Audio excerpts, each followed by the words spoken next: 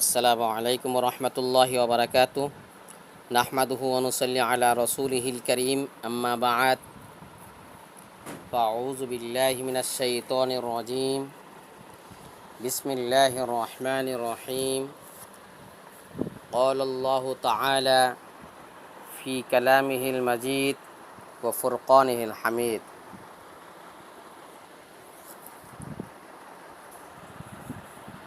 ইন্নাল্লাযীনা আমানু ওয়া আমিলুস সলিহাতি কানাত লাহুম জান্নাতুল ফিরদাউস নুজুলা খালিদিনা ফিহা লা ইয়াবগুনা আনহা হিওয়ালা ওয়া ক্বালা রাসূলুল্লাহি সাল্লাল্লাহু আলাইহি ওয়াসাল্লাম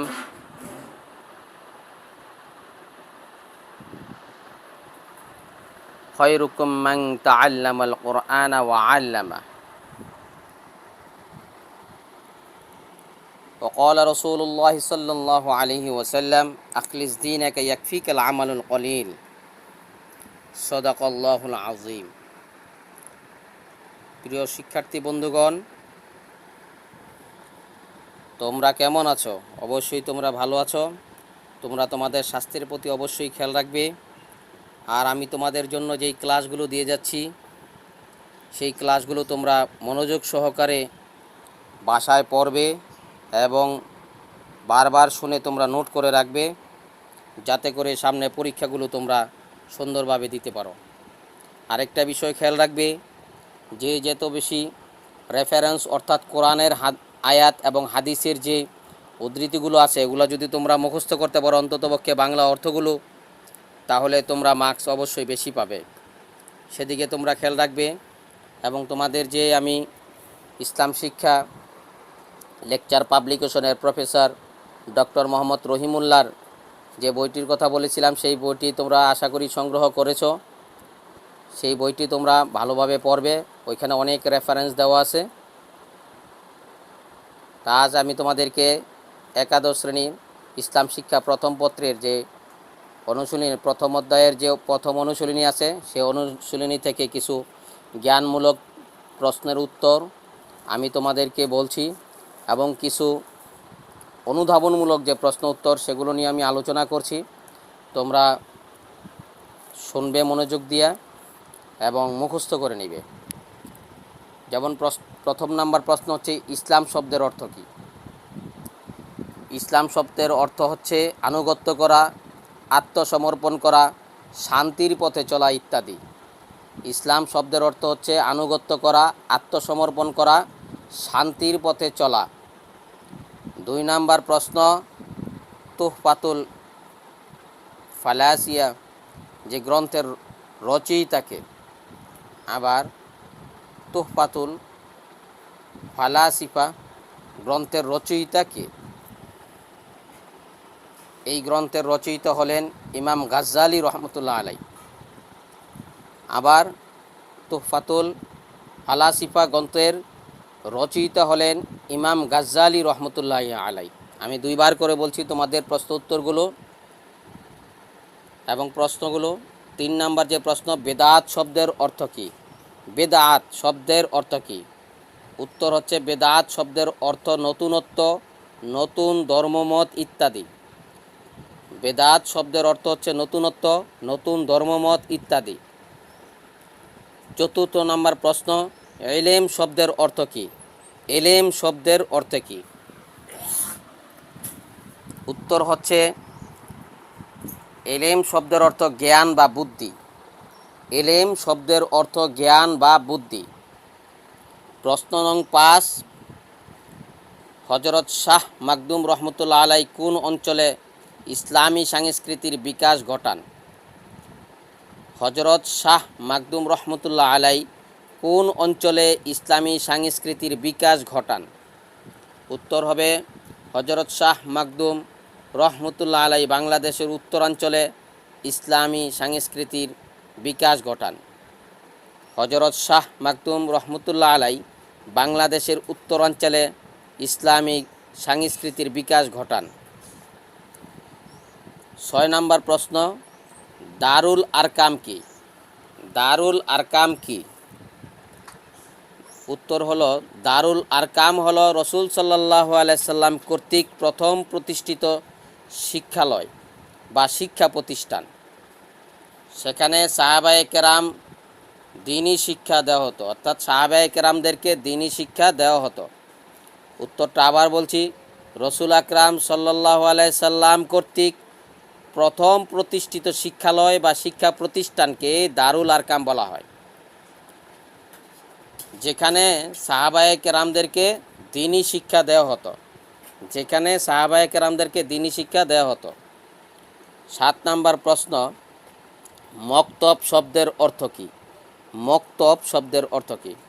মক্তব শব্দের অর্থ হচ্ছে লেখার স্থান, শিক্ষা কেন্দ্র, বিদ্যালয় ইত্যাদি। মক্তব শব্দের অর্থ হচ্ছে লেখার স্থান, শিক্ষা কেন্দ্র, বিদ্যালয় ইত্যাদি। 8 নং প্রশ্ন, শিক্ষা বলতে কি বোঝায়? শিক্ষা বলতে কি বোঝায়? শিক্ষা বলতে জ্ঞান, কর্মদক্ষতা, চরিত্র, মানসিক শক্তি বিকাশের প্রয়াসকে শিক্ষা বলে। আবার শিক্ষা বলতে জ্ঞান, কর্মদক্ষতা, চরিত্র ও মানসিক শক্তি বিকাশের প্রয়াসকে শিক্ষা বলে। প্রশ্ন নং 8, ইসলামী শিক্ষার রূপকার কে? ইসলামী শিক্ষার রূপকার কে? উত্তর হচ্ছে মহান আল্লাহ তাআলা ইসলামী শিক্ষার বাস্তবিক রূপকার। মহান আল্লাহ তাআলা ইসলামী শিক্ষার বাস্তবিক রূপকার। যেমন এই প্রসঙ্গে অবশ্য আল্লাহ পাক পবিত্র কোরআনে ইকরা বিসমি রব্বিকাল্লাযী খলাক প্রথম আয়াত যে নাজিল করেছেন রসুল সাল্লাল্লাহু আলাইহি সাল্লামকে, এটা শিক্ষার বিষয়ে বলা হয়েছে। আবার প্রথম যে বস্তু সৃষ্টি করেছেন কলম, সেটাও শিক্ষার একটা উপকরণ। 10 নম্বর প্রশ্ন, ইসলাম শিক্ষার প্রথম ও প্রধান বিষয় কোনটি? ইসলাম শিক্ষার প্রথম ও প্রধান বিষয় কোনটি? উত্তর হচ্ছে ইসলাম শিক্ষার প্রথম ও প্রধান বিষয় হলো মহান আল্লাহর সাথে শিক্ষার্থীদের পরিচয় করিয়ে দেওয়া।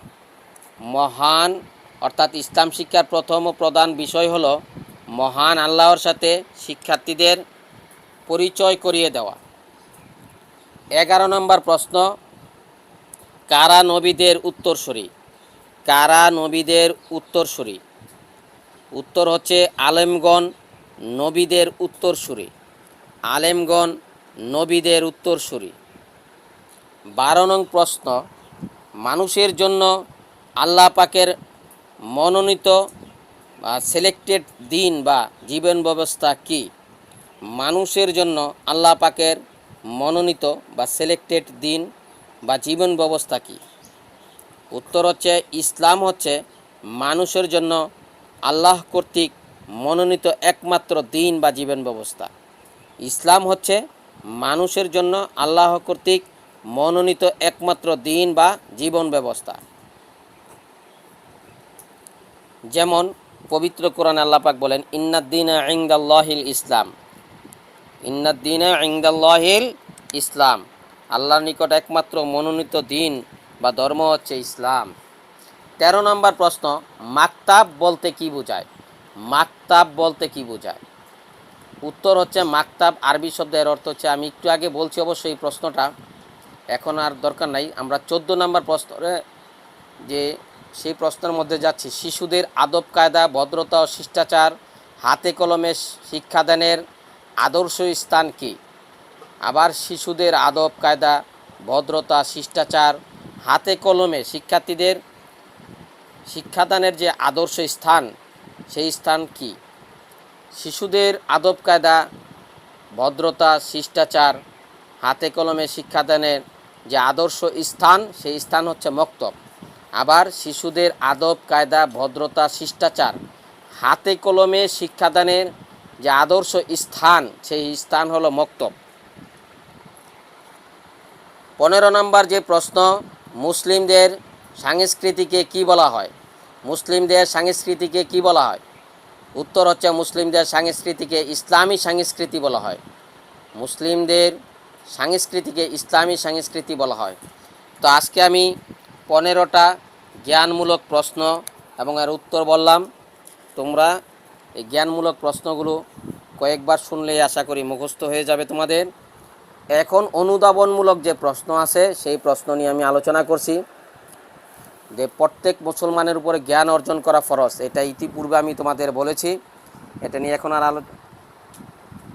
তারপরে একবার আমি তোমাদের বলে দিচ্ছি যে প্রত্যেক মুসলমানের উপর যে জ্ঞান অর্জন করা ফরজ।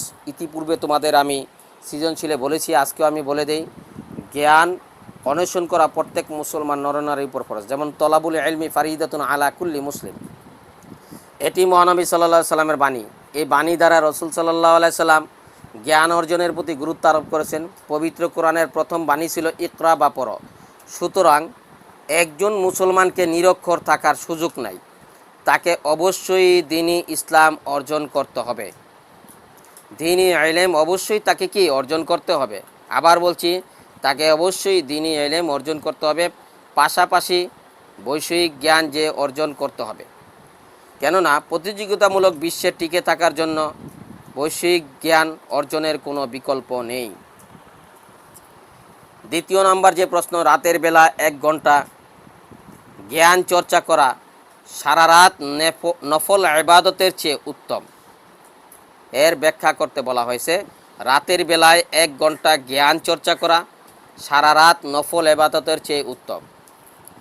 রাতের বেলা 1 ঘন্টা, উত্তর হচ্ছে যে রাতের বেলা যে 1 ঘন্টা জ্ঞান চর্চা করা সারা রাত নফল ইবাদতের চেয়ে উত্তম। এটি রাসূল আকরাম সাল্লাল্লাহু আলাইহি সাল্লাম বর্ণনা করেছেন। উক্ত বাণীর মাধ্যমে জ্ঞান চর্চার গুরুত্ব, মর্যাদা তুলে ধরা হয়েছে। রাতের বেলা 1 ঘন্টা জ্ঞান চর্চা করা এতই মর্যাদা যে ওই 1 ঘন্টা জ্ঞান চর্চা সারা রাত নফল ইবাদত করার চেয়ে উত্তম। সুবহানাল্লাহ। ইসলামে জ্ঞান অর্জন ও জ্ঞান চর্চার জন্য বিশেষভাবে তাগিদ দিয়েছেন।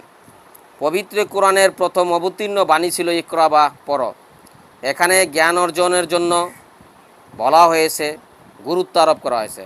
মহানবী সাল্লাল্লাহু আলাইহি সাল্লাম বলেছেন, প্রত্যেক মুসলমান নরনারীর জন্য জ্ঞান অর্জন করা ফরজ। আর জ্ঞান অর্জন করতে গিয়ে কেউ যদি মারা যায় তাহলে তাকে শহীদি মর্যাদা দেওয়া হবে। সুবহানাল্লাহ। সুতরাং উদ্ধৃতি যে বাণী দ্বারা জ্ঞান চর্চা ও জ্ঞান অর্জনের জন্য উৎসাহ যোগানো হয়েছে, যাতে দ্বীন ইসলামকে সঠিকভাবে আমরা জানতে পারি, চিনতে পারি, মানতে পারি। এই জন্যই আমাদের জ্ঞান অর্জন করা জরুরি। দৈনন্দিন জীবনের মাসলা মাসাইল, চলাফেরা, ওঠা বসা, আদব কায়দা, ইবাদত বন্দেগী, নামাজ রোজা ইত্যাদি সম্পর্কে জানতে হলে অবশ্যই আমাদের জ্ঞান অর্জন করতে হবে, তা না হলে সঠিকভাবে আমরা জানতে পারবো না। এই জন্যই রাতের বেলা 1 ঘন্টা জ্ঞান চর্চা করা সারা রাত নফল ইবাদতের চেয়ে উত্তম, এই কথা বলা হয়েছে। তো আজকের জন্য আমাদের এখানেই শেষ। শিক্ষার্থী বন্ধুরা, তোমরা ক্লাসগুলো বারবার শুনলে, বুঝলে, ইনশাল্লাহ আশা করি তোমরা ভালো জ্ঞান অর্জন করতে পারবে এবং সঠিকভাবে পরীক্ষার প্রস্তুতি নিতে পারবে, তোমাদের জীবনে সাফল্য হবে। আজকের মতো এখানেই শেষ। ওয়া আখির দাওয়ানা আনিল হামদুলিল্লাহি রাব্বিল আলামিন। আসসালামু আলাইকুম ওয়া রাহমাতুল্লাহি ওয়া বারাকাতুহু।